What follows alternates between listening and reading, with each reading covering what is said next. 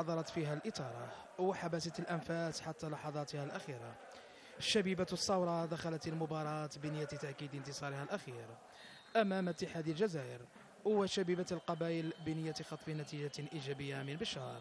أصحاب الديار لم ينتظروا كثيرا، وبعد مرور 10 دقائق افتتحوا باب التسجيل بعد تحصلهم على ركلة جزاء نفذها الاختصاصي حامية بنجاح.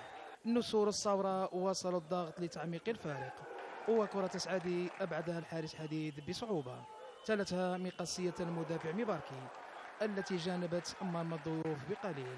أخطر فرصة من جانب الزوار، هجوم الشبيبة يضيع فرصة لا تضيع لتعديل النتيجة.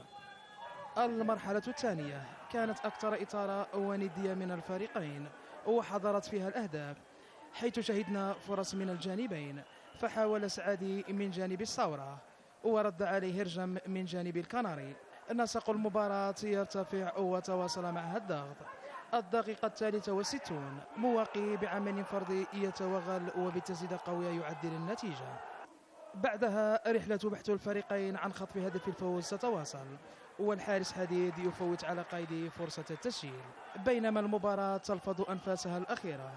كرة في العمق من خليف ناحية حامية يتوغل وبسهولة يسكن الكرة الشباك، مضيفا الهدف الثاني له في المباراة، معطيا الأسبقية لفريقه.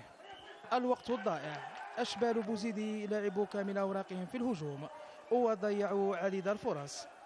قتال يستغل غفلة دفاع الثورة مسجلا هدف التعادل أسعد به أنصارهم الذين تنقلوا إلى بشار، لينتهي اللقاء بتعادل منطقي بين الفريقين ونقطة ثمينة للكناري من الثورة سيكون وزنها من ذهب في حسابات البقاء.